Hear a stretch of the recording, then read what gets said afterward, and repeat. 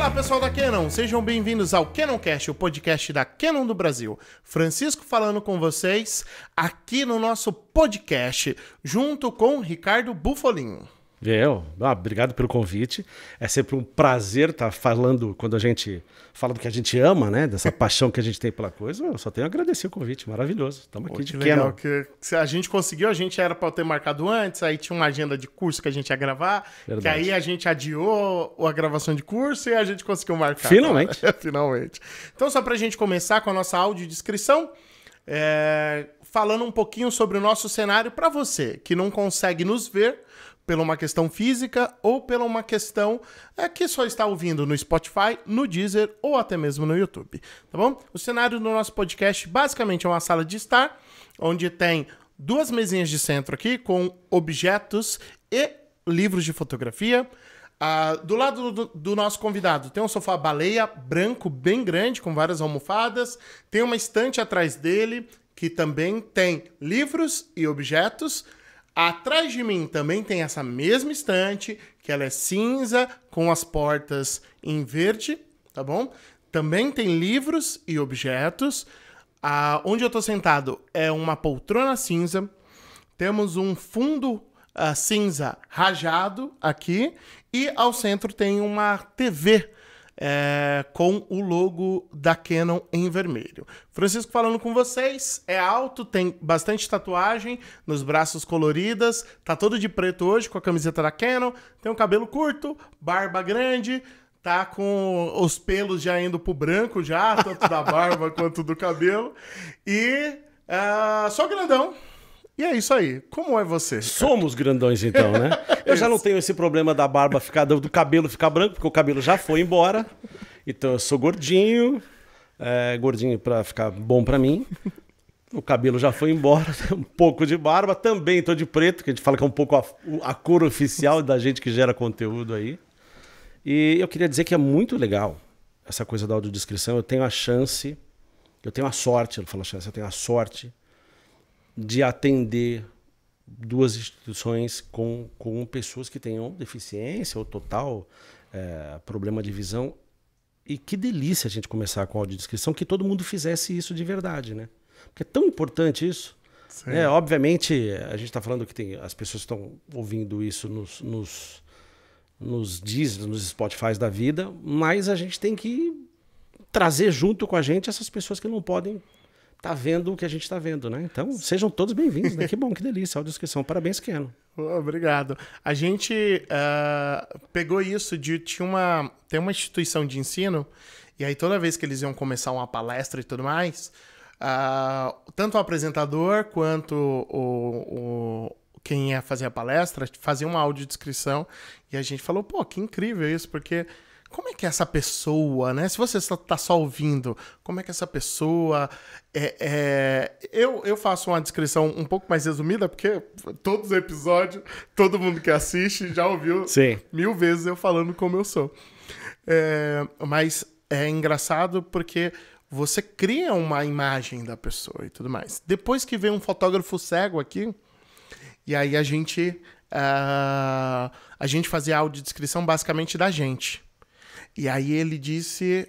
ele fez a audiodescrição. Ai, que maravilha. E aí ele fez a audiodescrição do cenário, que também é interessante. Que cenário que eles estão? Sim. Estão sentados? É uma mesa? Não é uma mesa? É sofá? O que tem nesse sofá? Como é que ele é e tudo mais. E é muito legal, porque você cria uma imagem dentro da cabeça. E eu conheço pessoas que enxergam e só assistem depois da audiodescrição. Ai, que delícia. Eles começam a ouvir sem ver, para imaginar como é que é o cenário. O cenário não muda muito, né? Mas assim, como é que é a pessoa? Deixa eu construir essa imagem dessa pessoa na minha cabeça. E depois vai ver o podcast para realmente falar, exatamente como ela se descreveu foi como eu imaginei. Ou se surpreender com a imagem. Então, é uma coisa que não costuma ter nos locais, mas a gente acha muito legal você descrever como são as pessoas ou como é o cenário, né? É delicioso. Sabe que uma das últimas coisas que eu tive a sorte de fazer eram cegos, foi um calendário E a primeira pessoa que eu fotografei desse calendário era um menino de 8 anos. E a mãe, eu estava falando com a mãe pelo telefone, e a mãe falou para mim assim, ele está empolgado porque ele nunca teve num estúdio de foto. Eu falei, então chega uma hora antes. Aí eu fui com ele no fundo, eu dei a máquina na mão dele para ele entender qual era o momento que ele ia ouvir aquele prrr do foco, qual era o momento que aquilo... Aí ele foi, e o nível de percepção é um negócio maluco, né? Ele falou, eu tô ouvindo um chiadinho de fundo, era a ventoinha do flash. Falei, cara, aí dei um flash na mão dele, desmontado, ele foi... Foi uma hora e meia completamente deliciosa. E o que eu aprendi ali, sabe, de falar, puta, eu preciso contar, preciso melhorar até essa... Porque eu faço, né, principalmente quando eu vou fazer com eles, eu falo, a gente tá aqui, isso aqui, isso aqui, isso aqui vai acontecer aqui. Mas eu vi que tinha uma riqueza de detalhe que era muito importante, eu tava deixando para trás. Sim. Né? E, pô, uma eu me experiência emociono sensorial. Fácil. Nossa senhora, sabe? A gente que tá gravando, a gente, entre aspas, tem um pouco disso quando a gente faz... Quando percebe que tem muito ruído. Quando a gente tá gravando alguma coisa que precisa de silêncio no áudio. Isso é demais. Aqui na Casa Canon que a gente tá, ela é toda fechada em vidro. E aí, muitas vezes, quando as pessoas vinham aqui, falavam, nossa, aqui é silencioso. É silencioso até você ficar calado e gravar. Aí você vê que não é silencioso. Porque aí você começa a ver que o barulho do ônibus que passa interfere na gravação, aí a moto que passa, aí um avião que você nunca tinha notado começa a passar. E aí você começa a ver um barulho de um cano. Aí você fica, gente, faz barulho. É que a gente não percebe. Ou até mesmo você aí que trabalhou no escritório, quando desliga o ar-condicionado, que você percebe o quanto você tava num barulho enorme, que você fica, meu Deus, como pode? Mas é isso. A gente tá acostumado muito com a visão, mas esquece que tem todo um mundo de sons, volumes, percepções. Sim. Que quem tá preso aos olhos não consegue ou tem dificuldade de entender isso, de ver textura nas coisas. Chega a ser pobre de informação, porque a gente tá acostumado só a ficar olhando e falando, não, tá ok, e deixa de lado sem querer as outras coisas. É verdade, é muito mais, a percepção é muito maior. Você nasceu onde? Nasci em São Paulo. São Paulo em... São Paulo capital. São Paulo no Brás. No Brás? No Brás. No Brás, quando eu nasci, vou fazer 50, né? Mas você cresceu lá? Cresci no Brás. Mas era um Brás, eu cresci na Maria Marculina, que é a principal rua do Brás ali, né? Hoje é intransitável, e eu cresci numa Maria Marculina dos italianos, né? Meus avós eram italianos, portugueses.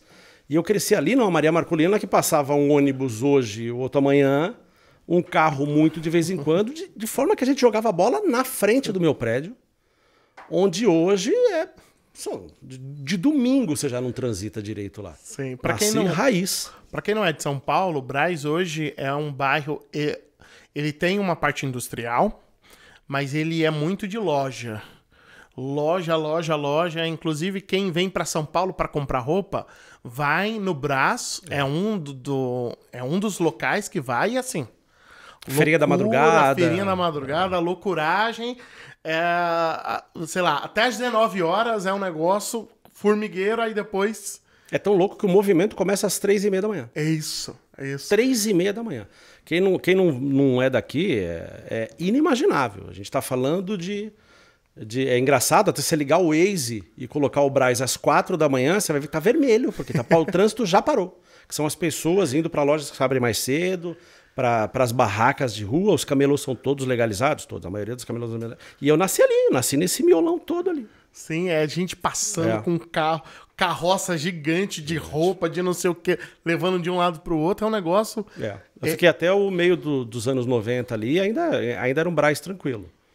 Agora... Meu Jesus do céu, cara. A gente ficava imaginando se eu morasse no mesmo prédio que eu moro, que eu morava anteriormente, impossível. Isso, e é muito engraçado como o bairro morre durante a noite, até um certo horário, né? Porque é lotado... E aí, do nada, porque é tudo loja... E você sabe que isso ficou muito marcado pra mim? Porque era muito engraçado essa cena de todo mundo ir trabalhar. Isso tinha na minha casa, hein? Todo mundo ia trabalhar e quando dava 7 horas da noite, a gente descia com cadeira de praia pra calçada. Porque estava todo mundo na calçada. Então era comum o prédio da frente, o prédio... Então, 8 horas da noite, tinha do lado do meu prédio, onde óbvio, hoje já não existe mais, que é só loja, como você disse, era uma padaria. Então o cara da padaria, quando dava também umas 8, 9 horas da noite, ele fazia um churrasquinho, tinha alguém que tocava um violãozinho. Então tinha uma vida noturna ali de família da italianada toda, que não existe mais. Não tem mais nada, filho. Isso é o que você falou, vira deserto. 10 horas da noite você não tem ninguém na rua. É um negócio assim. Engraçado. Tem ônibus que passa ali que você fica, gente, mas não tem ninguém. Como aqui é um calor humano e do nada vira zero pessoas. E é engraçado que como é um bairro que ele é centro de São Paulo, né? Então foi muito da evolução da cidade, que nós estamos falando de 100 anos atrás. Tem 2 linhas de ônibus. Se eu não me engano, uma chama Estações, 45 estações, e uma chama Norte alguma coisa, que elas demoram 3 horas para dar a volta, e não é por causa do trânsito, é pela extensão, porque elas ligavam a cidade inteira ao Brás. Então são circulares, elas não param, mas vão na Zona Sul, Zona Norte, Zona Oeste, volta ao Brás, é comecinho da Zona Leste, e é doido, o Brás. Nasci aí, nessa bagunça. E o Brás, pelo que eu me lembro, quando eu cresci, o Brás era considerado Zona Leste, lembra? Era o primeiro bairro da Zona Leste. Era o primeiro bairro da Zona Leste, aí depois que ele... Virou centro, elitizou. Agora virou a Moca, o primeiro bairro da Zona Leste. Eu lembro, eu cresci, não, o Brás é Leste, aí chegou uma hora que tipo, todo mundo combinou que ele não seria mais Leste. Ele não é Leste, agora ele é centro. O centro acabava no gasômetro. Sim. E aí o Brás era o primeiro da Zona Leste. Sim, isso mesmo. Eu acho que isso teve ligação, porque foi muito depois, quando transitou entre a italianada, os portugueses, começaram a chegar os libaneses, os sírios, e aí vieram os gregos, e aí começou a vir os coreanos. E aí realmente, de fato, ali deu uma mudada no bairro. Sim, virou outro bairro. Então, não podia ser Zona Leste. Eu sou ZL, raiz. Eu mudei do Brás mais pra dentro da ZL. Mas ali virou, então, todo mundo tava centro. E eu lembro que a gente achou estranho, porque na frente do colégio que eu estudava, era uma das primeiras placas que tinha, assim, quando você vinha do centro, sim, que falava bem-vindo à Zona Leste. E ali ainda tinha... Aí a placa foi mudada com o tempo e ficou Zona Leste pra direita, que eu falava, peraí, aqui é Zona Leste. Como Zona Leste lá pra direita, pra entrar na Celso Garcia e ir pra Zona Leste? Sim. Aí ficou bairro centro. E tinha no Largo da Concórdia tem uma placa escrito Brás, e aí a parte branca centro. Perdemos o brilho. Perdeu o bairro, né? O bairro de experiência, porque eu gosto sempre de falar que assim, onde você nasce, onde você cresce, dá muita diferença de como você vê as coisas, né? Teve um fotógrafo que veio aqui e ele cresceu muito próximo de mim, que eu cresci na cidade de Tiradentes. Longe, muito longe. Para quem não é de São Paulo, é tipo longe. E aí, ele cresceu em Guaianazes. E é muito engraçado porque a gente tinha um fascínio do centro. Eu ia para Guaianazes direto. A gente tinha um fascínio do centro. Porque como a gente... Hoje ainda é mais fácil, porque tem muito mais linhas de ônibus e metrôs que te levam até o centro. Na época, não, você ia pro centro de vez em quando para fazer alguma coisa. Isso, era entretenimento. No centro. Isso, era uma saída, vamos no centro. Então a gente tinha um fascínio no centro. Acho que o meu sonho da adolescência era morar no centro. Aí depois eu vi que faz muito barulho o centro. E hoje em dia eu já desisti. Já não quero morar no centro. Na adolescência, os meus amigos de Itaquera e de Guaianazes, quando eu falava assim, não, esse final de semana então eu vou aí, eles falavam, não, a gente vai aí. Porque era um fascínio Porque morar era no chegar centro. pro centro. Isso, era um fascínio, prédios e não sei o quê. E vê bem, a gente não tá falando ah, ficou melhor. Não, não, não. Eram casas iguais. Sim. Os amigos tinham a mesma qualidade de vida que a gente tinha, mas morava mais perto do centro, era mais fácil. Tinha cinema perto, Sim. tinha umas... Era uma coisa... É, não tinha nada perto. Ainda mais, pra quem não sabe, pelo menos em São Paulo, assim, as expansões de cidade, o que que as pessoas faziam? É um truquezinho que as pessoas fazem. Tá aqui, a cidade tá aqui. Ao invés deles criarem um bairro aqui, onde a cidade acabou, não, eles criavam um bairro aqui. Muito longe da onde a cidade estava. Porque aí depois ia construindo nessa meiuca com um negócio mais valorizado. É, sempre. Aí o que acontece? Quem morava aqui realmente morava muito afastado. Era muito diferente a vida do centro. Então não tinha nada. Não tinha... desse bairro que eu fui morar, você tinha que andar 20 minutos para pegar um ônibus e só tinha banco no centro de Guaianazes. Então, imagina, você tinha que mandar 20 minutos para pegar um ônibus, aí de lá ainda pegar um ônibus que demorava mais uns 40 minutos para chegar em Guaianazes, para você ir num banco. Porque não tinha banco, não tinha supermercado. E isso que você tá falando da evolução... Vou roubar uma água aqui. Isso que você tá falando da evolução das coisas é tão marcante... Porque ainda recentemente eu estava falando com um primo meu que morou comigo um tempo. A gente tinha da estação do Brás, o Brás é a estação central, para quem não mora em São Paulo, começa no Brás. A gente tinha do Brás em Guaianazes, no final dos anos 80, 4 estações. Sim. Hoje, você tem acho que 11 ou 12 até chegar. Por quê? Era uma estação, aí você tinha mato, outra estação, mato, outra estação. Você não tem mato nenhum. Prédio, casa, prédio, loja, aqui tá, Habib's. É bem assim mesmo. É muito grande em São Paulo. É uma extensão muito grande, mas a gente tinha um fascínio do centro de achar que era muito legal morar no centro, mas como você falou, era a mesma coisa. Só que a gente tinha um fascínio. Era legal. Por ter uma aglomeração diferente da aglomeração que a gente morava. Visualmente era gostoso de ver, né? Você andava. Então, eu tenho um fascínio de arquitetura do centro, prédios, como é que é construído as coisas. Quem mora na periferia, eu não sei hoje em dia, mas na época a gente tinha um fascínio sobre ir na República, na Galeria do Rock, né? Que eu frequentava bastante. E você ficar olhando aquela estrutura, aqueles prédios, aquelas igrejas católicas que tem no centro de São Paulo, de você olhar assim, para vocês terem noção, a gente tinha mais fascínio do Centro Velho do que do Centro Novo. Sem dúvida nenhuma. O Centro Velho é a parte da Sé, República, Anhangabaú ali, e o Centro Novo é a parte da Paulista, basicamente. E a Paulista sempre foi... mas o Centro Velho tinha um charme da arquitetura antiga, do piso, da calçada, da loucura que era, porque era venda, era morador de rua, era garota de programa, era assalto em turista que tava moscando no centro. Então, tinha a própria produção ali, o pai dele tinha um restaurante no centro, ali na mesmo? Liberdade. Legal. Olha que legal. Era um prédio. Não era nem um restaurante, era um prédio que você subia e dava numa porta que era um restaurante.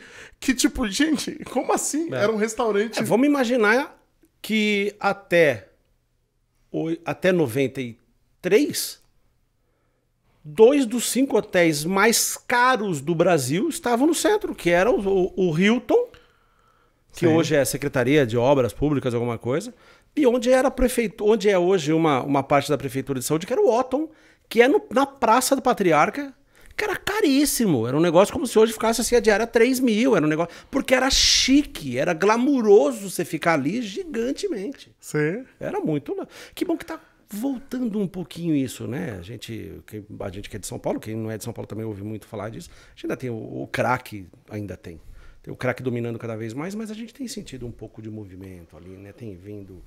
Algumas pessoas estão investindo de novo no entretenimento ali no centro. A gente já começou a ter... ter algumas coisas, uma revitalização do centro. Tem pintado até... Eu não trabalho com, mas eu sei de amigos que trabalham. Então, até geração de conteúdo de volta do centro. Sim. Você fala assim, pô, movimento à noite, a gente quer saber. Como, você falou da calçada, sem voltar muito lá atrás. Eu lembro perfeitamente de eu falar para minha avó que ela tinha que pagar uma conta, não lembro, não tinha, né? Mal se tinha cheque, né?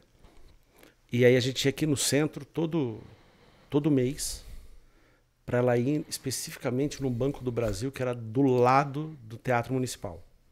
E eu falava para ela assim, se a gente pegar tal ônibus e a gente pode descer um ponto antes, porque aí a gente vai até o Teatro Municipal andando na calçada que tem o mapa de São Paulo. Era uma volta maior, mas a graça minha de moleque era andar no ladrilho português que tinha um mapinha de São Paulo desenhado. Então era maior, mas ela falava, não, andei na rua que tinha uma... A calçada marcou muito. Sim. Admito que o ano passado eu fiz a mesma coisa. Peguei um metrô, fui fazer um trabalho específico, uma reunião, encontrar um amigo lá. E aí eu desci, eu podia ter descido na Estação São Bento. Eu desci na Patriarca. Eu desci lá 2 quilômetros a mais, mas eu vim fazendo, eu me senti 12 anos. Fiz uma volta pela Rua São Bento, lá atrás, na calçada inteira. Fiquei chateadíssimo que tinha uma parte que não tinha mais a calçada daquele jeito. Mas chateadíssimo. Olha, eu não sou um fotógrafo de arquitetura, mas eu adoro andar e ver arquitetura. Ah, e ali é maravilhoso, né? Não, mas em qualquer lugar. Por exemplo, aqui, quando eu venho trabalhar aqui, eu tirava o horário de almoço pra ficar andando no bairro. É nada. Dava volta no quarteirão. Isso é maravilhoso. Pra olhar, ver como é que é as casas, ver. Às vezes você entra, tipo, nossa, tem uma loja aqui no meio do nada, um restaurantezinho. Porque, de novo, essa construção de cidade, de onde você nasceu, isso mexe como você vê o mundo. Totalmente. Até o final da sua vida. De como é que era? As pessoas eram juntas, eram separadas. Você morava em casa, em prédio. A dinâmica de quem mora em prédio, com bastante criança, de periferia, que era no meu caso, é muito diferente da dinâmica do cara que nasceu num condomínio rico que não interagia com as outras crianças. Entendeu? Tipo, não tinha interação. Ou quem mora no interior. Ou quem nasceu na praia, quem cresceu na praia. Isso vai mudando as suas relações. Então, eu acho incrível. Então, eu passo aqui, onde eu trabalhava em outro lugar, eu sempre dava voltas e voltas no bairro para ficar vendo como é que é o bairro. Essas casinhas, porque tem muita coisa. Por exemplo, aqui em São Paulo, a gente fica na Vila Mariana, que é um bairro, ele é uma transição entre um bairro pequeno e um bairro chique. Então, ainda tem muita casinha. Ainda consegue manter uma coisa... Isso. São Paulo dos anos 50. São Paulo dos anos 50. O Bresser tem muito disso. Tem várias vilinhas de casinha. Dependendo ali do Brás, também tem umas casinhas de operário, sabe? Que vai morrer. Que no final das contas vai tudo... E o que não vai morrer é metade do tamanho e custa o dobro de casas fora da vilinha, porque ficou um negócio assim. É nada que você mora numa vila. Sim. Não é possível que você mora. Porque é tão legal, né? Era tão bom, era tão gostoso. Isso. E você pega hoje essas casinhas tudo bonitinhas que tem aqui na Vila Mariana, vão tudo ser derrubado para virar prédio é uma dó. de 30 metros quadrados, kitnet. É uma dó. Então eu gosto de fazer esse passeio para ver como é que é a cidade, para ver a rua, como é que é as conexões. Porque assim, para quem nasceu numa cidade planejada, São Paulo não é. Então, planejado São Paulo não tem nada. Não tem nada. Então é tudo orgânico das pessoas que morou e cresceu lá.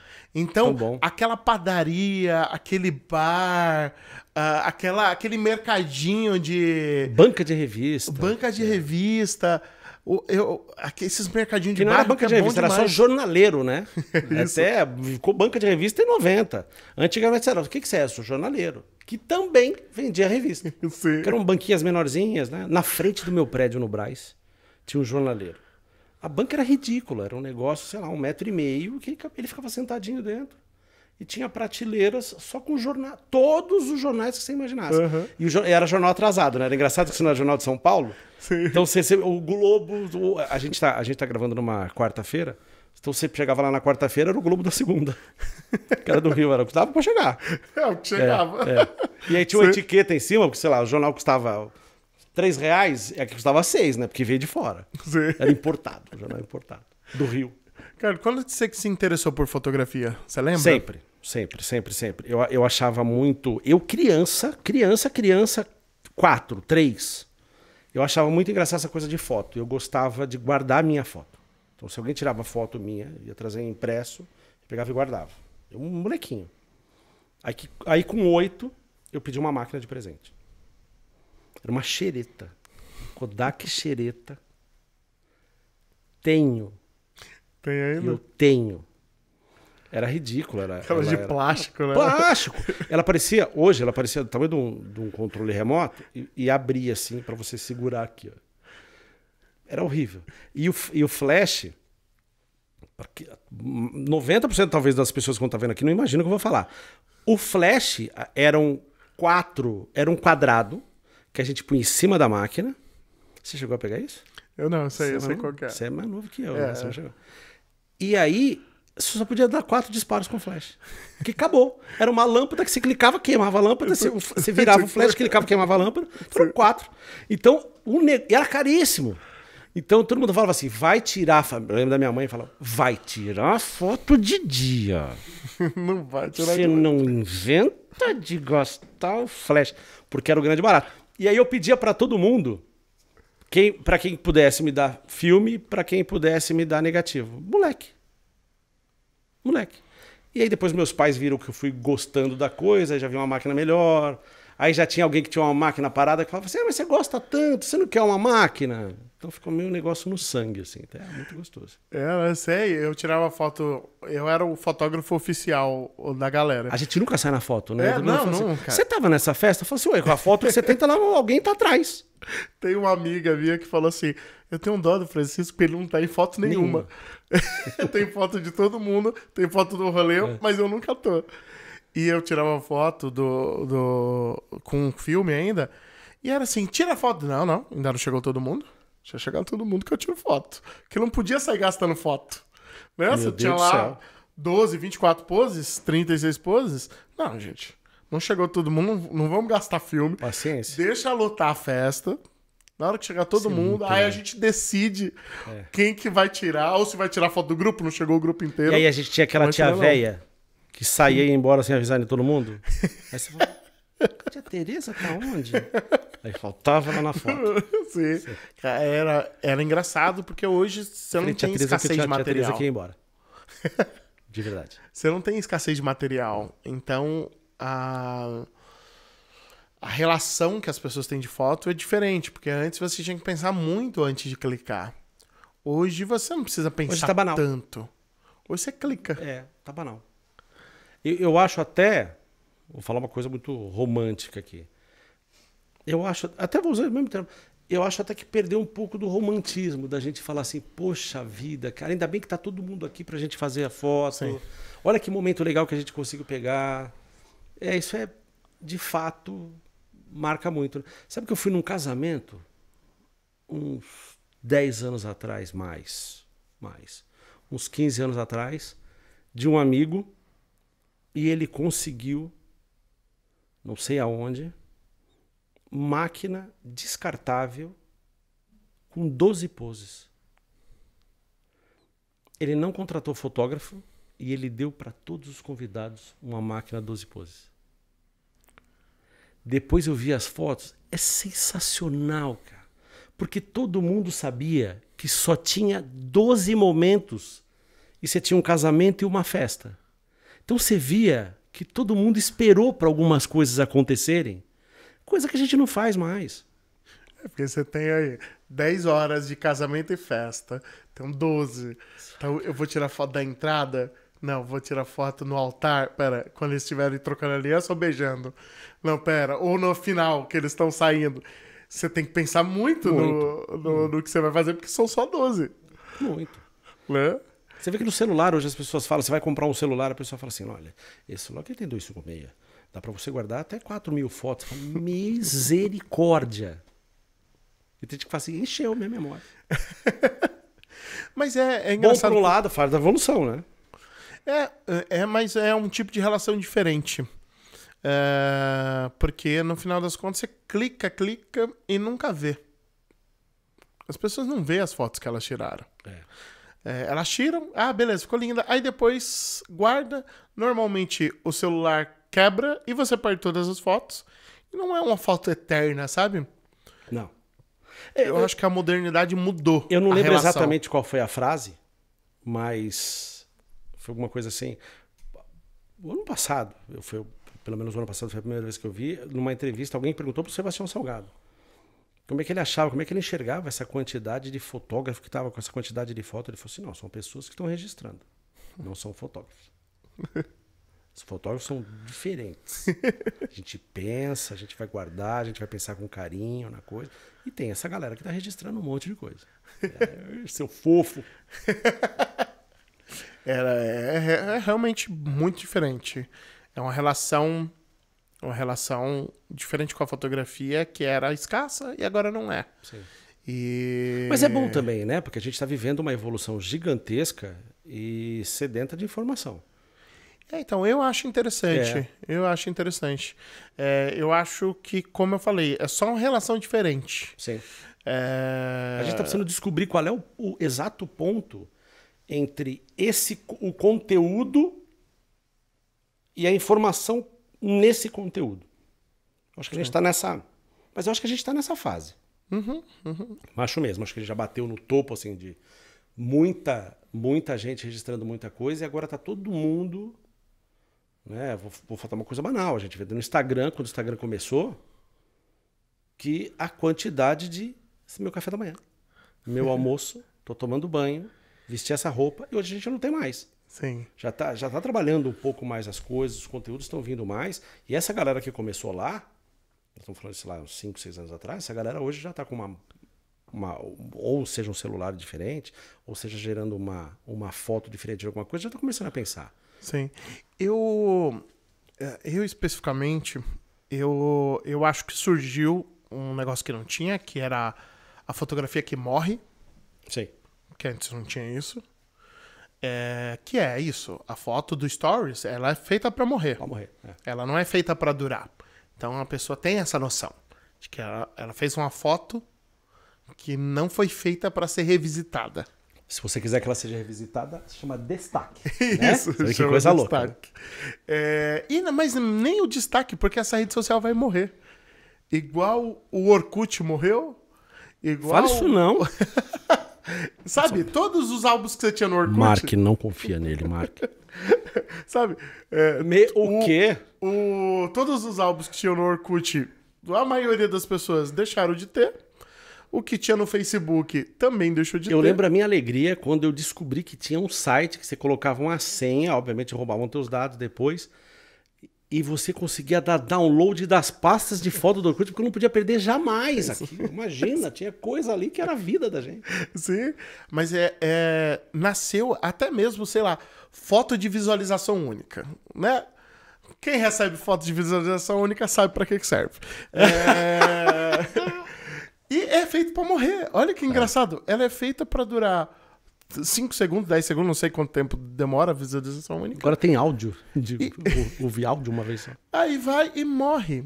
E é uma relação diferente de fotografia. E é isso, você falou. A fotografia passou muito tempo sendo uma coisa de registro eterno. Sim. E agora a gente inventou uma fotografia que não é pra ser eterna. Pelo menos não tô falando que substituiu. Tô falando que assim, se dividiu e aí continua tendo a fotografia de registro eterno e existe a fotografia de não registro eterno. Que ela conta muito hoje, né? Ela conta agora. Isso. Ela conta agora. E a coisa tá tão acelerada que amanhã não interessa mais. Hoje é hoje. Hoje é hoje. Tem um amigo que faz conteúdo para um clube. E às vezes ele faz uma edição que o chefe dele fala assim, já passou o time. Porque, tipo, cara, vai postar um negócio que aconteceu segunda, hoje é quinta. Já ninguém mais lembra o que aconteceu. E aí, é super engraçado. Quando eu comecei a clicar, profissionalmente, a gente... E quando precisava de alguma coisa muito rápida, você tinha que meter no orçamento. Então, por exemplo, você fazer um evento esportivo. Você metia no orçamento o motoqueiro. Porque você estava clicando aqui, acabava o teu filme, você ainda estava no meio do negócio, ele estava parado do teu lado, você tinha que credenciar o cara como assistente, você tirava o filme da máquina, já dava o filme pro Lazarento, ele saía igual um foguete, e você imagina, naquela época não tinha motoboy hoje, né? Você não tinha um foto expresso, o iPhoto, você não tinha. E aí ele saía e deixava, não é que ele voltava com a foto, ele deixava para revelar. Sim. E aí ele voltava para pegar o outro filme no final. Então, se acabava um evento 3 horas da tarde, rezando muito, você via a tua foto 10 horas da noite. Aí tava, nossa, rapidíssimo, meu Deus do céu. Pra quem é novinho e não sabe, você não via a foto quando você clicava. Não tinha assim, errei a luz. E dava um desespero também, porque se você tava fazendo um evento que aí mudava muito a luz, você falava, ai, Deus sou eu. Porque poderia dar muito ruim. Ok, acontecia muito. Sabe uma coisa que eu sinto falta? Que na verdade eu vou sentir falta mais no futuro. Que é as fotos mal tiradas. Pega álbum de família, é tão legal você ver uma foto. Eu sei que eu tô sendo romântico, mas assim, você pegar uma foto que o enquadramento é ruim. A foto que eu tenho criança, no meu aniversário de 5 anos, que eu tô dando o sorriso mais gostoso do mundo, não tem meu braço. Então, eu não... Tem o canto da sala inteira, eu tô aqui, ó, na foto. Por, sei lá, mais 2 dedos não tinha meu rosto.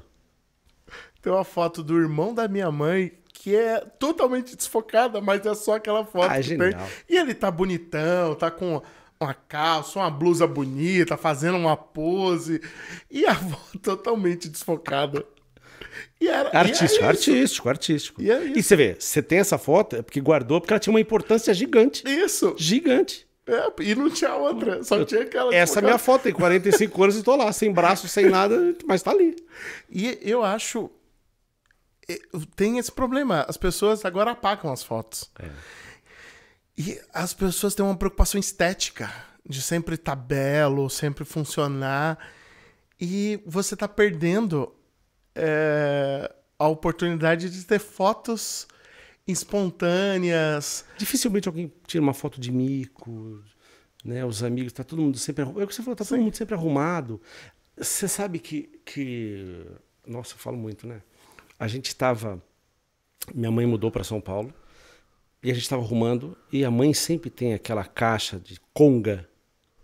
Gente, conga é um tênis que foi fabricado até 85, sei lá. Com foto velha. Sim. E a gente começou a olhar ali exatamente isso que você tá falando. Era um final de semana que tava todo mundo com roupa hoje considerada. Como é que você pode tirar uma foto com uma roupa dessa? Que não era sem roupa. Sim. Mas era, cara. Camisa pra cima, sem camisa, todo mundo em casa, chinelo, tá descalço, pé preto, tá tudo certo. E tá tudo certo. E a maioria das fotos de final de semana eram exatamente isso. Porque a gente estava guardando aquele momento para a eternidade, guardando aquela coisa da família para a eternidade. E hoje, tristemente, se pensa em filtro, né? Você vê que a própria foto do celular. Você consegue colocar um monte de filtro. A pessoa fica uma cera, né? Eu fico com 18 anos no filtro. Ridículo. Sim, fora que as câmeras do celular já vêm com filtro. É isso, é bizarro. Mesmo que você não queira, ela já é filtrada. Já é filtrada, é bizarro. Já é filtrada. Como é que você como é que é isso na fotografia de esporte? Como é que... Porque do mesmo jeito. Sim. Né? Quando você tirava a foto, era uma foto para viver para a eternidade ali. Ainda continua sendo assim na fotografia de esporte? Continua se a foto que você fez ela tem algum destaque com um momento muito específico. Muito específico. Então, se a gente tem... por exemplo, agora a gente está gravando perto da Olimpíada. Então, esse ano foi um ano que muitas frentes de mídia me pediram fotos por exemplo, da Rebeca. Porque a gente tem a Rebeca no destaque. Então, eu vejo que hoje a foto, ou você faz uma aposta e você fotografa uma pessoa que talvez dali a 8 anos ela vai te dar alguma coisa, porque ela vai se destacar, ou já é da pessoa, né? Eu falei da Rebeca, porque eu acompanho a Rebeca desde pequenininha, mas nada igual, por exemplo, a série de salto dela que gerou a medalha de ouro em Tóquio. Então, essa foto vale muito, não precisa ser a medalha, pode ser a série de salto e tudo mais. Como ela veio numa crescente, buscando o exemplo que você deu, as pessoas falam assim, você tem alguma coisa de salto dela de 2010, 2012? Então, se você consegue guardar um acervo, pelo menos no esporte, nos esportes que eu cubro, se você consegue organizar um acervo e você ir se colocando para você fazer uma manutenção daquele acervo a cada, sei lá, 1, 2 anos, porque você está guardando um acervo muito grande, tem aquele atleta que você achou que ele ia ser de ponta, ele parou, você até deleta as fotos dele, vamos falar o português, claro. Mas você está vendo que aquele cara que você tem, por exemplo, a Rebeca, quando ela começou lá, quando ela começou a se destacar, quando ela virou seleção na Rio 2016, eu já comecei a separar as coisas dela de forma separada, como eu faço com todos os que vão, por exemplo, para a Olimpíada. Conforme saem as convocações, a gente começa a tratar de uma forma os materiais que a gente tem antigo. Então, você tem hoje a foto que vale muito, ou o acervo que vale muito, no esporte, para mim, no meu ponto de vista, ele está atrelado com você e afunilando o teu acervo e dar a sorte desse afunilamento cruzar com o resultado, além da foto do resultado, obviamente, né? Sim. E como funciona o raciocínio de um esportista olímpico, na verdade, de um fotógrafo de esportes olímpicos? Porque o que acontece? Se o cara é um fotógrafo de futebol, o time tem 200 jogos por ano. Né? Tô dando um número exagerado, mas assim, muito jogo. Você não pegou agora, é lógico que tem a importância do jogo tal, mas assim, nem todos os jogos são importantes. No final das contas, numa liga de futebol, porque cara, ele vai jogar com um time que não vai fazer muita diferença. Então, tem-se o registro, mas assim, não precisa ser nada espetacular. No Olímpico é um pouco diferente, certo? Sim. Ele acontece de 4 em 4 anos, então já tem uma escassez de vida, né? Porque ele só acontece muito espaçado. E, basicamente, cada coisa é decisão. Sim. Né? Como é que funciona o raciocínio desse fotógrafo que está ali para registrar imagens? Eu vou te piorar ainda do esporte que eu cubro. 90% do meu core, 100% na Olimpíada, mas vamos dizer que 90% do meu core, eu trabalho com ginástica, com as ginásticas. Uhum. Então, eu vou piorar no que você está falando. Vamos citar um atleta de ginástica. Vamos citar uma menina. A gente falou da Rebeca, vamos falar de Rebeca. A gente está falando que na Olimpíada, na classificatória, ela vai se apresentar nos 4 aparelhos. O salto que eu falei, entre ela sair do salto e acabar o salto, são 4,5 segundos. Foi 1. Os outros 3 aparelhos ela não pode ultrapassar 1,5 minutos. Ou seja, eu estou falando que eu não tenho 5 minutos do futebol que tem 90 para fazer o melhor possível da Rebeca. Eu não tenho 5 minutos. Porque o solo ela não vai consumir 1,5, a trave ela não vai conseguir 1,5, a paralela não vai conseguir, sei lá. Para mim, no meu modo de preparar as coisas, eu não fotografo muita coisa. Então eu não fotografo assim. Eu não sou um cara que você fala assim, puta, o cara é fotógrafo de esportes. Não. Eu fotografo bem 5, 6. O resto eu te atendo, mais uns 4. E os outros, se você me contratar, você é muito louco. Eu não sei o que eu vou fazer. Lembro que a primeira corrida de estoque, cara, que eu cobri na vida, quando acabou a corrida, eu cheguei pro cliente e falei assim, não me paga não. Real. Eu falei pra ele, cara, o material que eu fiz. Você tá falando sério? Eu falei, não, cara, tô. Do mesmo jeito que a primeira vez que eu fui convidado para cobrir um evento de... Tô chegando só fazendo essa curva toda para chegar na tua resposta. Desculpa a curva. Não, vai lá. Para cobrir um evento de esgrima, eu tinha 4 meses para cobrir. Até entre você poderia cobrir e cobrir. E o convite eu recebi, porque eu falei, cara, a gente ama tuas fotos da ginástica, maravilhoso, você consegue enxergar de outro jeito, cara, cobre esgrima pra gente. Eu falei, você ama a minha foto de quê? Da ginástica. Eu falei, ginástica, cara, eu nunca fiz esgrima. Eu fui fazer uma semana de aula de esgrima, para entender o que pensa. Então, na ginástica... Essa é a segunda pergunta que eu vou fazer. Era. Mas continue. Então, para eu ficar com segurança, de, por exemplo, a gente está na cara da Olimpíada de Paris, e eu sabia o seguinte, Rebeca, a gente está falando claramente aí, se não há, porque a gente tem Simone Biles, que é um ET, se a gente tirar o ET, a gente tem a melhor do mundo hoje no Brasil. Para eu chegar lá com 5 minutos tranquilos, que tranquilo a gente chega nunca, boca seca, mão treme, eu estudo o que ela faz, como ela faz, por que ela faz. Semana passada, antes delas irem para a aclimatação, eu estava no CT, eu fico sentadinho, sem máquina, eu desenho na minha cabeça possíveis coisas que eu vou fazer, se a posição de foto... Porque a gente tem a variável que ainda é a posição de foto. Não adianta eu pensar muito, que eu falo assim, que legal, esse take aqui, ó. Aí você chega lá, a posição de foto é lá no canto. É aquele take que eu pensei muito, joga no lixo.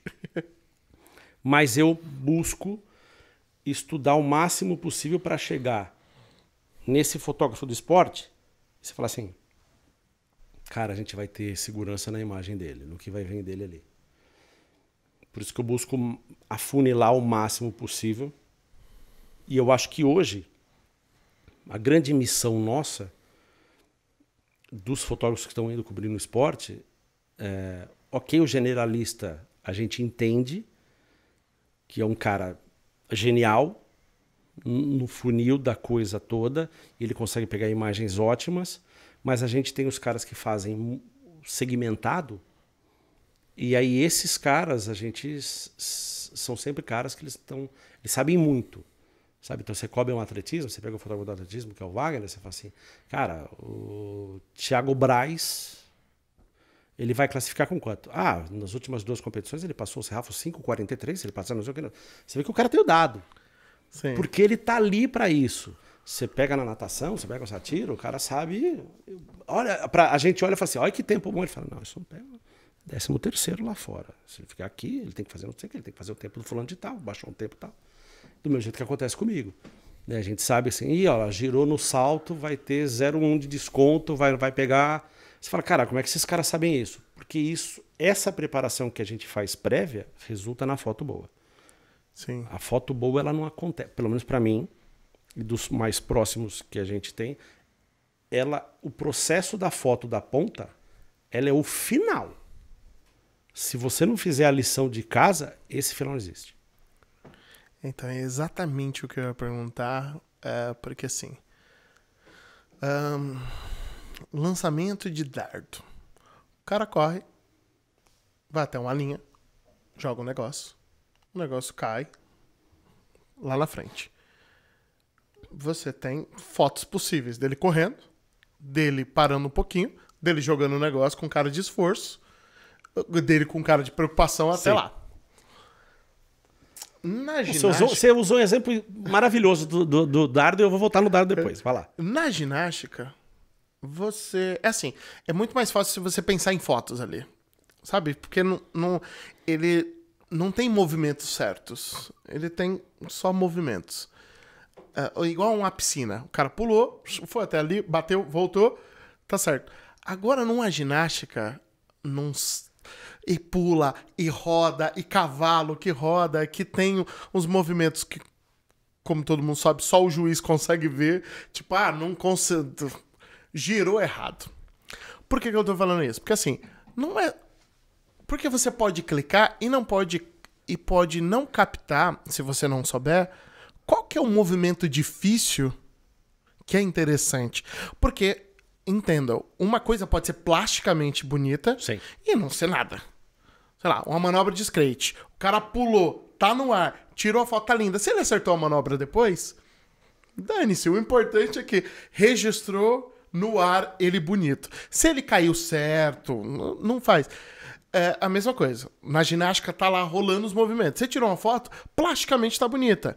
Mas às vezes a foto bonita é porque a execução do salto que ela fez, ou da manobra que ela fez, que é bonito, e por isso a captação se torna bonita, porque você captou o momento exato dessa complexidade toda que ela fez. Na ginástica, bonito igual o cara feia. Porque você põe força, a foto de um ginasta na hora, ele tá assim. Vai lá. Mas é esse. Você precisa estudar muito. Você precisa estar ali com estudo de juiz para entender qual é a parte que você clica. Eu sou casado com uma árbitra de ginástica rítmica. Será que a gente fala de ginástica em casa? Será que a gente fala? E sim, eu faço todos os cursos de arbitragem na ginástica. Faço. Então, por exemplo, eu sou capaz de... por exemplo, vai num mundial desse. Estou no mundial passado, por exemplo. Eu não vi o segundo salto, acho que foi da Flávia, no treino. Porque eu estava atendendo a imprensa e no dia da competição, não lembro se foi a Flávia, vamos falar a Rebeca, por exemplo. No dia da competição, eu cheguei para o Chico, que era o treinador da competição acontecendo. Eu falei, qual é o segundo salto? Ele falou, Cheng. Eu sei exatamente o que ela vai fazer. Então eu sei exatamente a posição que eu tenho que ficar para eu pegar qual é o melhor momento que eu vou fazer. Mas, o que acontece? Por exemplo, nesse Mundial em específico, que a gente tinha chance, para citar ele como referência, eu sabia que a gente tinha duas frentes, que é os amigos da imprensa, né, que a gente vai, principalmente quando a gente está fora, que a gente tem a responsabilidade de abastecer aqui. Então eu já sei assim, você... na tua matéria, e eu bato esse papo antes com as pessoas que cobrem os esportes olímpicos e que cobrem a ginástica. E eu sei que você, na tua matéria, você vai falar do salto novo da Rebeca. Então, possivelmente, para você interessa mais uma foto mais aberta. Mas eu sei que tem um outro companheiro que ele está falando assim, cara, a gente está falando... Eu vou fazer uma matéria que está falando sobre a Rebeca, sobre essa transição, como ela está bonita. Então eu sei que vai interessar para o outro uma foto mais fechada da Rebeca. Então se eu consigo, eu também tento planejar nisso tudo nas 4 vezes que ela vai passar na parede classificatória. A gente está falando de Rebeca, a chance dela passar as 12 vezes, né? Porque ela vai passar 4 na classificatória, 4 na final, 4 e vai passando. Mas a gente tem que garantir na primeira. Eu tento falar assim, bom, então no solo eu vou trabalhar um pouquinho mais fechado para aquele cara que é mais fechado, você já falou que você vai trabalhar o salto. Então eu procuro brifar isso tudo, também chegar brifado.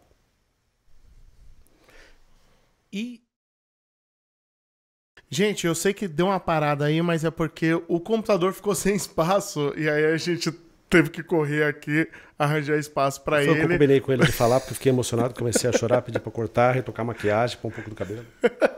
Mas vamos voltar. Você estava falando sobre... Às vezes você está lá posicionado, porque eu tinha perguntado sobre que horas clica e tudo mais, por exemplo, numa ginástica. E aí você estava falando que aí tem os seus outros amigos jornalistas, que às vezes eu quero fazer sobre o salto mais difícil. Sim. Ou às vezes eu quero só pegar o quanto é bonito aquela esportista fazendo. Né? Então, o que a gente estava falando se você faz parte do planejamento, você tentar, além de gerar o melhor conteúdo possível, atender quais são as frentes de imprensa.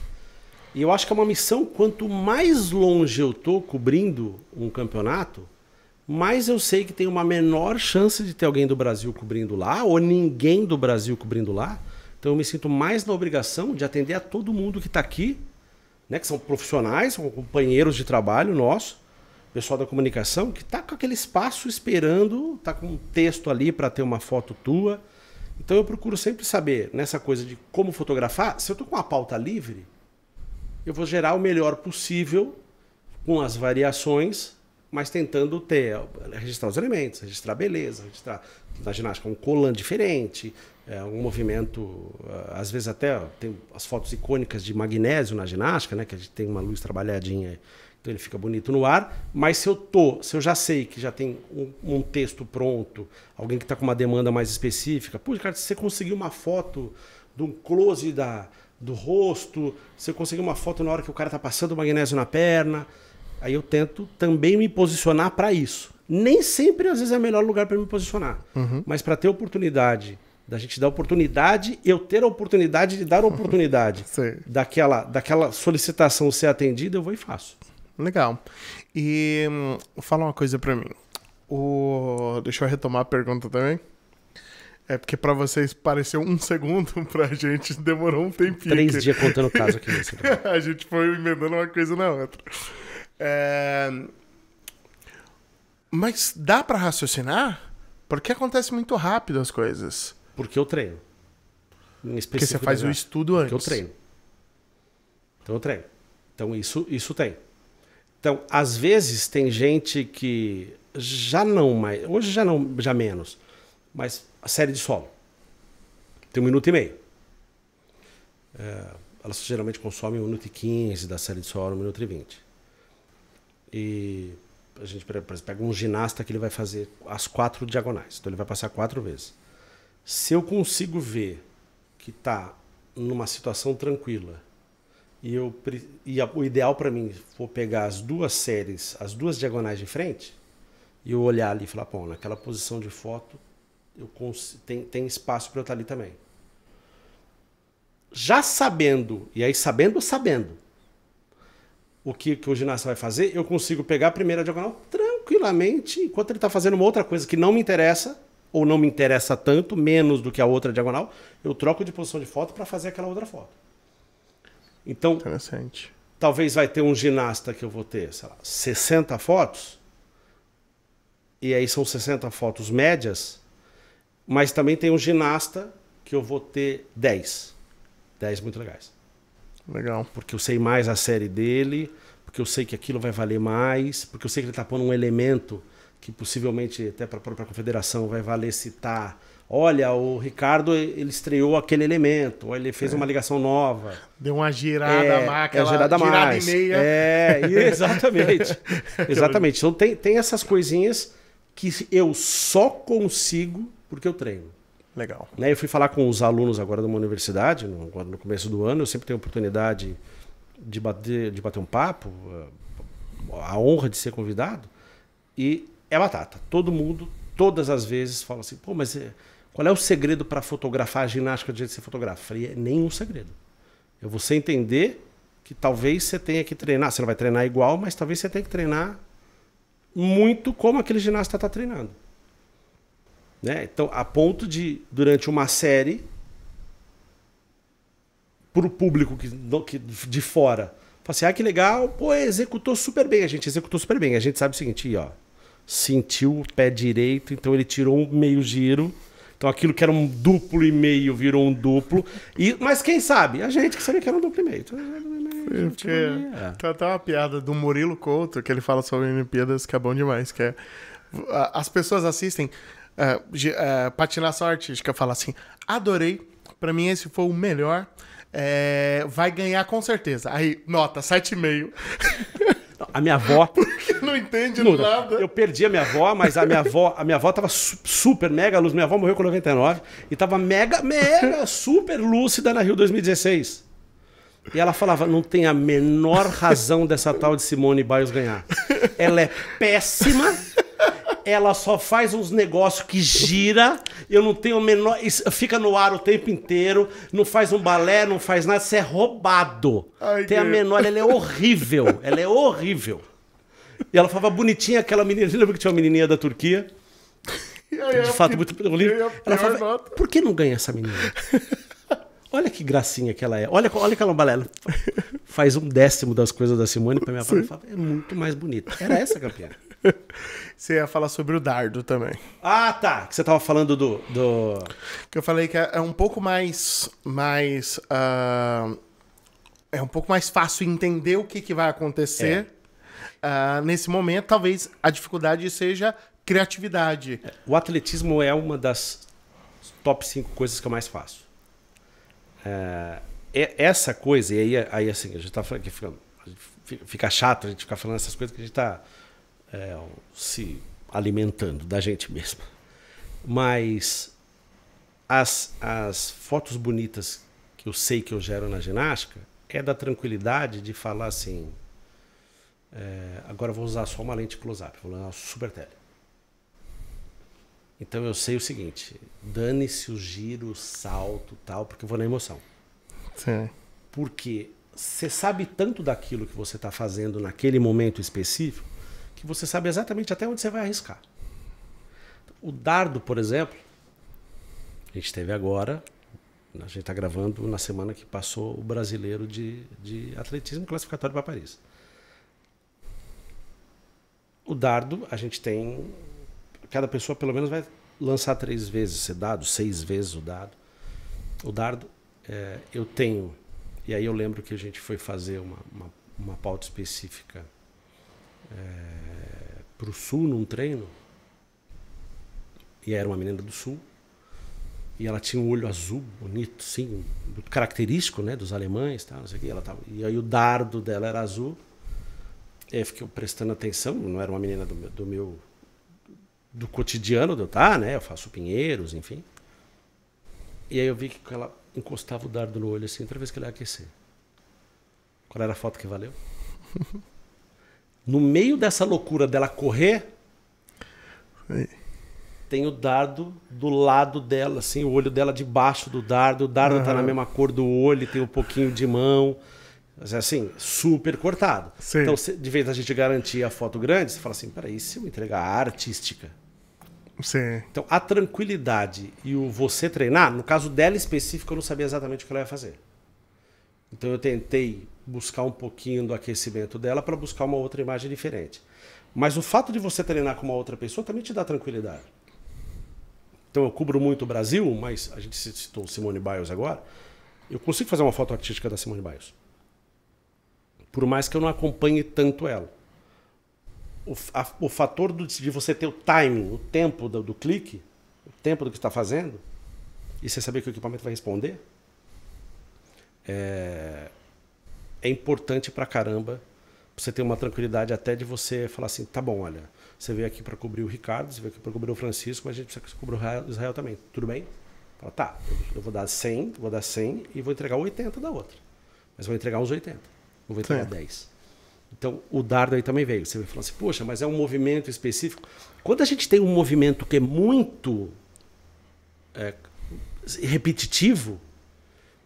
Te dá chance de você ousar um pouquinho mais. Porque ou você vai ter... Se você não acertar o artístico, você vai ter o arroz e feijão sem sal, a gente fala. Vai ter aquela foto se você garantiu a foto. Sim. O que acontece? Que é o que geralmente a gente faz. Sim. Por exemplo, o dardo. Vai lançar a primeira vez, você garante a foto. Até faz porque você tem uma titição, faz. Pronto, tem pra matéria. Uma 8,15. Isso, tem pra matéria. O cara jogando. Você garante a foto. E aí depois você vai buscar a tua linguagem. Legal. Eu que tenho uma linguagem mais fechadinha, né, eu aposto muito nessa coisa da emoção do esporte. Então eu não tenho o menor problema de eu falar assim, pô, mas eu vou cortar o dardo inteiro, a ponto que assim, quem não sabe que é dardo talvez nem entenda a foto. Sim. Que tem muito o rosto, um pedaço do rosto e o ferro do dardo. Cara, o que é isso? Talvez a maioria goste de uma foto mais aberta, que mostra o dardo, mostra o braço com o músculo. Sim. Mesma coisa a ginástica.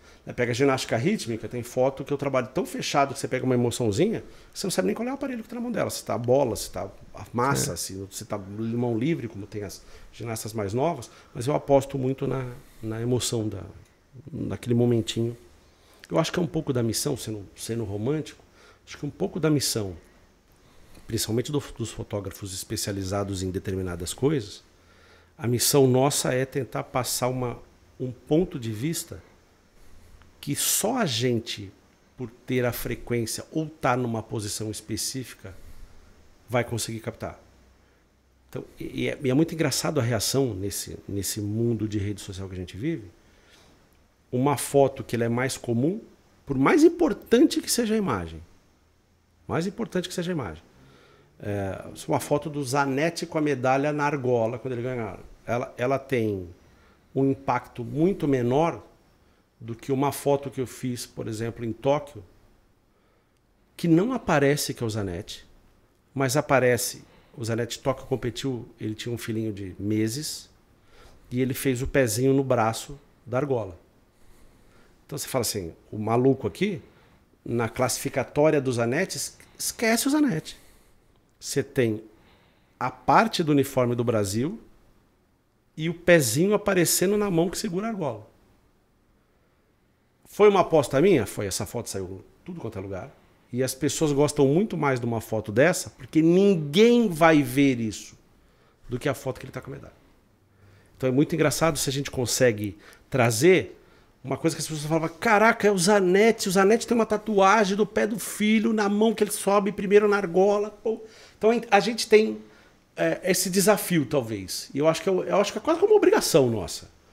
Se você tem mais proximidade, e a proximidade que eu estou falando é a proximidade do cotidiano, a proximidade do saber e a proximidade de estar mais próximo, né? Os especializados a gente consegue estar numa posição diferente. Acho que tem uma obrigação de entregar para aquela galera que está assistindo uma coisa que eles não estão vendo. Porque o que eles já estão vendo. Sim. Nossa, é romântico. Se o pessoal quiser conhecer mais seu trabalho... R Bufolin com N no final. Em qualquer coisa. No Twitter, X agora, né? No TikTok, não faço dancinha. Mas Instagram, YouTube, eu posto umas coisas lá, uns vídeos, eu conto caso pra caramba. E agora a gente tá... Principalmente quando eu tô nas competições fora, eu costumo fazer vídeos diários contando os micos. Né? Só contar o bom é fácil, né? Certo. Mas acho que contando as dificuldades. R Bufolin, sem ponto, sem nada. Bufoln. É isso aí. Então, você que quiser saber mais, entre aí nas redes sociais dele, entre nas redes sociais da Cannon, que o Cannon College sempre está fazendo conteúdo lá. Também veja os nossos cursos. Não temos um curso de fotografia esportiva ou de Olimpíadas, mas temos ISO diafragma obturador, que é o verbo to be da fotografia. Pelo amor de Deus. Gente, é muito importante. De verdade, é muito importante esse comecinho, aprender muito, muito bem isso, muito disso. Então, veja os nossos cursos, que são todos de baixo custo aí para vocês, tá bom? Cannon College. Muito obrigado. Poxa, pelo amor de Deus, que bom. Papo bom demais. Falei demais, né? Não, tá ótimo. E olha... O bom é assim. Conte sempre com a gente. Obrigado, Cannon. Obrigado pelo convite. Obrigado, Cannon, por todo o apoio que dá, principalmente pra gente, que a gente chama de heavy user, que tá viajando para cima e para baixo. Acho que é fundamental a gente saber que a gente tem a Cannon junto com a gente aí. Literalmente no mundo inteiro. Legal, gente. É isso, gente. Até a próxima.